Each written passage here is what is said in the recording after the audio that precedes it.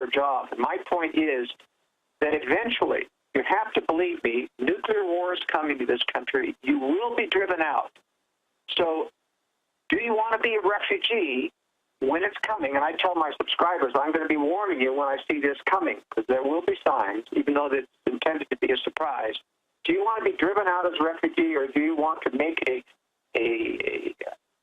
intelligent decision, a calculated decision to move early, even if it's some financial sacrifice? And, you know, you don't necessarily want to go too soon so that you run out of money and there's no money to sustain yourself. But, you know, people have to make a very careful decision. I keep telling them that it's not a matter of when you're going to move. If you're going to move, it's a matter of when you're going to pick the timing to move. Well, how do you see it breaking down? I'll do 5 more minutes at Overdrive with you. How do you see them? I guess North Korea triggers it, and then there's an exchange to attack North Korea, and then the defense pack of China comes in, or Russia. How do you see that unfolding? Here's what I see happening. North Korea will trigger the war by a massive attack on Seoul and other armed installations on the border and on U.S. installations. They will retaliate with tactical nukes to stop the North Korean advance.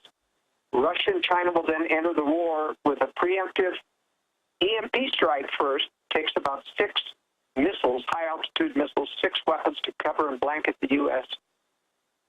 Then that will be followed by 20 or 30 minutes later by a physical attack on military and communications facilities worldwide, on American and perhaps British. They hope to then call a truce and just blackmail everyone to submission.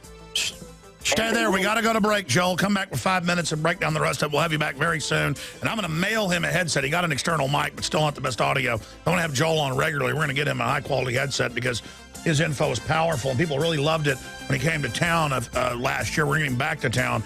Get the book, Strategic Relocation. Get the film, InfoWarsStore.com. Going back to Joel Skousen. Okay, so you were getting into, for those that just joined us, North Korea being given the order to trigger a nuclear war. What's the time frame? 5, 10 years? And then finish up with where you'd gotten up to. Go ahead. Yeah, I think the time frame is probably, anywhere from 5 to 10 years. It could be 8 to 12. Just depends. You see, the Russians and Chinese are scared to death about U.S. secret weapon systems that they haven't been able to find out. And the U.S. has to continue to disarm to try to give them the confidence to strike. They've been expecting the strike since the 90s. It hasn't come yet. But I think after the strike occurs, there'll be a stand down, and Russia and China will essentially try to get the New World Order or the globalists to yield to avoid further destruction. And they will not. They'll come out of their bunkers and they'll rally everyone to fight against them, and they'll bring out these secret weapons to prosecute the war, not on behalf of the U.S.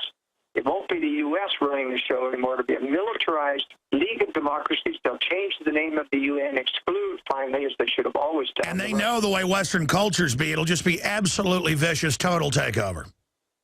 That's right. And what's going to happen is that they will make a deal during this, as they prosecute this war against the Russians, who will invade Europe. Europe's going to be a real Donnybrook. And they'll make a deal during the war with China to betray Russia. That's the only way the New World Order is going to win against Russia and China, is to have China betray. China wants to take Russia out anyway someday, so they'll take advantage to remove Russia. They'll be defeated. And this is a replay, to a certain extent, of what happened between Hitler and Stalin.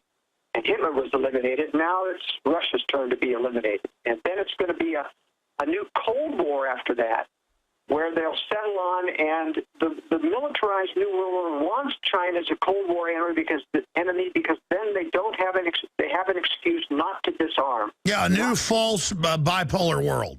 That's right. It goes to a bipolar war. They have the global government can say we can't go back to national sovereignty. The U.S. will never be strong enough to. We have to stay as a militarized world order, and that's where it's going to stay. Unlike World War II, we will never get our liberty back. But in my estimation, when they lose a certain amount of control during this war, and they will lose a lot of control with the EMP strike, a lot of the computers will be down. I'm hoping the Utah Computer Center will be destroyed as one of the nuclear targets. But in any case, it's going to give conservatives the minority in the country a new lease on life, ability to coalesce together. And you're going to find that the Texas groups that coalesce will eventually merge and join with the Utah, and the Idaho, the Wyoming, Montana, Arizona groups, and we're going to have a Western resistance to the New World Order that they will not be able to control. And I see that as our major hope, not spinning our wheels trying to twist arms of people who don't want to join us, who don't have any feeling for liberty. The new benefit-corrupted majority, we're going to have to consolidate our own people, husband our forces, get people prepared so they survive this war. I mean, that's the big thing. You've got to get out of these targeted cities that I list in strategic relocation.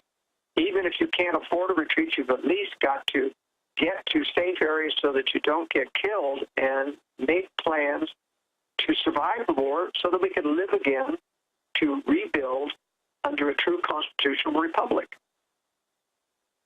Well, it's certainly a possibility. You look with Cheney and 888, where they tried to start a war with Russia and all the stuff, everything they do, putting all the Muslim extremists in, and they are trying to sow total chaos. Well, it's got to be controlled chaos that they can control. They really don't want chaos for chaos' sake. Sure, order out of chaos. All right, Joel Skousen, we'll talk to you again soon, and I want to talk to you with the producers about next time you want to come to Austin to be in studio. Get the book, get the film, Strategic Relocation, InfoWarsStore.com. Thank you so much, Joel. Thank you, Alex. Visit InfoWars.com and PrisonPlanet.com.